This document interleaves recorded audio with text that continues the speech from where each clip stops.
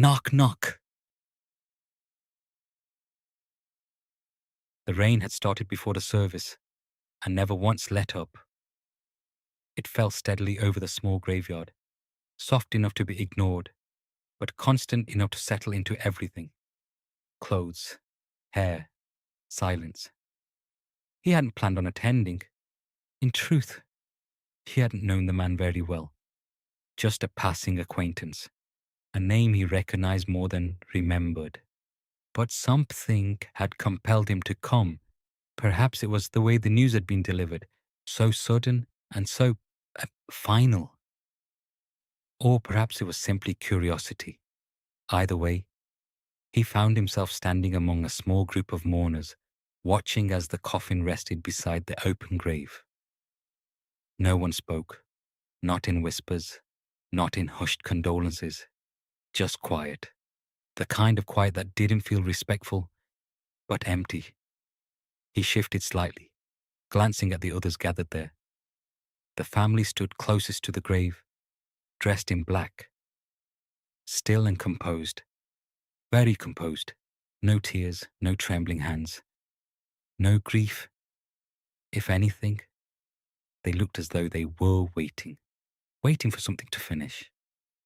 The priest spoke, his voice low and steady, his words blending into the rhythm of the falling rain. The man tried to listen, tried to focus, but his attention kept drifting back to the family. There was something about them, not something obvious, nothing he could point to, just a feeling, a quiet, persistent sense that something wasn't right. He exhaled slowly, brushing rain from his sleeve. It was nothing, he told himself, just a combination of atmosphere, the weather, and the unfamiliar faces. And yet, as the coffin began to lower into the ground, he couldn't shake the feeling that this wasn't a goodbye, but an ending. That had been decided long before today. The ropes creaked softly as the coffin began its descent. Slowly, steadily, lowered into the dark, narrow space below. The rain continued to fall, tapping lightly against the polished wood as it disappeared beneath the earth. He watched in silence, his hands resting loosely at his sides. There was a strange weight in his chest now. Not fear, not yet. Just unease. The kind that didn't come from anything you could see. The priest's voice carried on, steady and practiced, barely rising above the sound of the rain. The man shifted his footing slightly, the damp ground soft beneath his shoes. He told himself it was nothing, just the setting, the quiet, the stillness of it all. The coffin settled into place with a dull final thud. For a moment, everything seemed to pause. Then, the first shovel of dirt fell, a hollow sound muted by the rain, followed by another, and another, each one landing with the same soft, distant weight. He watched the soil begin to gather, slowly covering the lid. And then, he frowned. There was something else, not loud, not clear, just beneath the sound of the rain and falling earth. Something faint. He held his breath slightly, listening without meaning to. A pause. Nothing. Then a soft, dull sound. He blinked. It was so slight he almost dismissed it immediately. Just the wood shifting, perhaps, or the soil settling. That would make sense. It had to. Still, his gaze lingered on the grave a moment longer than it should have, waiting, listening. But the sound didn't come again. Only the rain, only the steady rhythm of dirt falling into the earth. And slowly, he exhaled, looking away. The ceremony continued, as if nothing had happened. The priest spoke on, his voice steady and distant, words folding into the rhythm of the rain. More soil fell, a slow, consistent pattern, covering and closing. He shifted slightly, his eyes still drawn to the grave. He wasn't sure why. The moment had passed. The sound, whatever it had been, hadn't returned. And yet, something in him resisted looking away, as if doing so would mean missing something important. He glanced briefly at the others. No one seemed unsettled. No one hesitated. The family stood as they had before, still, quiet, watching, waiting. That the thought unsettled him more than it should have. He turned his attention back to the grave. The layer of soil had grown thicker now, dulling the shape of the coffin beneath it. And then it came again. This time, clearer. A short, muffled sound. Deliberate. His breath caught. Not loud, but not nothing. Not something that could be dismissed so easily. He froze, his eyes fixed on the ground as if staring harder might somehow explain it. The rain didn't stop. The shovels didn't pause. No one reacted. No one even looked up. His gaze shifted quickly from face to face. Nothing. No confusion and no concern. Just the same quiet stillness. For a moment, he wondered if the sound had only reached him, if it had been carried differently through the ground, or lost beneath the noise of the rain for everyone else. That made sense. It had to. He swallowed slowly, forcing himself to breathe. There were explanations. There were always explanations. Wood settling, air shifting, soil pressing down. That was all. It had to be. And yet, his eyes remained fixed on the grave, because somewhere beneath the falling earth, something had made that sound. He couldn't ignore it anymore. The sound had been too clear, too intentional.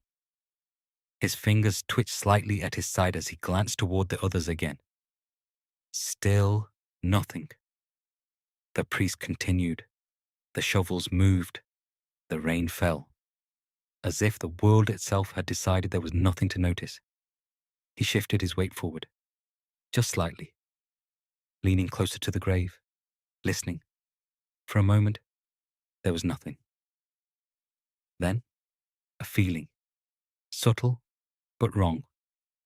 His chest tightened. He opened his mouth, the words forming before he could stop them. I think... He stopped. One of the family members had turned. Not quickly, not sharply. Just enough. Their eyes met his, and in that brief moment, something passed between them. Not confusion or concern. Recognition. As if they knew exactly what he was about to say. As if they had been waiting for it. The man hesitated. The words caught in his throat. The family member held his gaze for a second longer, then gave a small, almost imperceptible shake of the head. And quietly, soft enough that no one else could hear, he said, "You didn't hear anything." The man's breath faltered. The words didn't feel like reassurance. They felt like instruction. He stared for a moment longer, searching the face for something, anything that might explain it. But there was nothing. No emotion, no hesitation, just calm certainty. Slowly, the man looked back toward the grave. The soil had risen higher now, closer to sealing it completely. And for the first time, the thought entered his mind, not as a question, but as something far worse. What if it hadn't been a mistake? The sound didn't come again. Not after that. No more knocking. Only the steady fall of earth, layer by layer, sealing what lay beneath. He stood there, unmoving. The words echoed in his mind. You didn't hear anything. Not a denial, not confusion. A decision. His jaw tightened slightly as his gaze remained fixed on the grave. And slowly, the pieces began to settle. The sudden illness, the speed of it all, no visitors, no viewing, a closed coffin. He hadn't questioned it at the time. Why would he?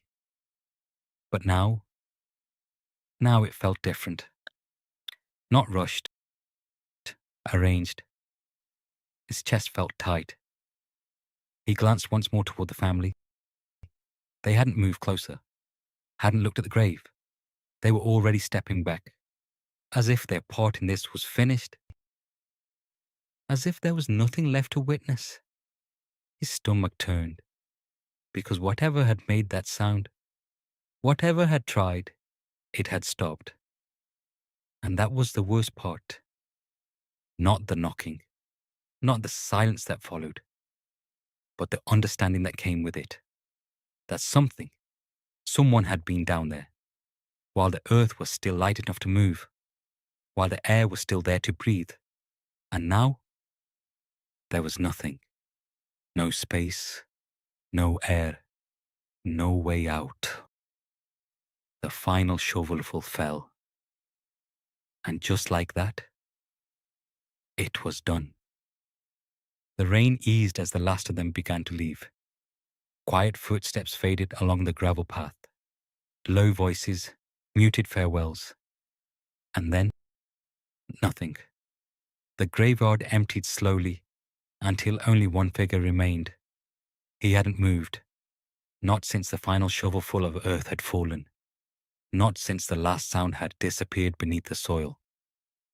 He stood there, staring at the fresh mound of earth. Waiting. He wasn't sure for what. Perhaps for the feeling to pass. For reason to return. For something to tell them he had been wrong. But nothing came. Only silence. Heavy, unbroken silence. He took a slow step forward, then another, until he stood at the very edge of the grave. The soil was still loose, dark, recently disturbed. He swallowed, his gaze fixed on the ground beneath his feet, listening. Seconds passed, then a minute. Nothing. He exhaled slowly, the tension in his chest beginning to loosen. And then, a sound. Faint. So faint it barely reached the surface. A dull, hollow knock. He froze, every muscle locked in place, waiting. Another second passed, then nothing. No second knock. Just silence again. Deeper this time. Final. He stepped back slowly, his eyes never leaving the ground. The realization settled in fully now. Not as fear, but as something colder, something heavier. Because whatever had been down there, whatever had tried, had not been enough. And no one had stopped it. No one had tried. He turned at last, his steps slow as he made his way back toward the path. The grave remained behind him, still and silent, as if nothing had ever happened. But long after he had left, long after the rain had stopped, the earth remained undisturbed, and whatever lay beneath it remained there. This has been An Old Tale After Dark.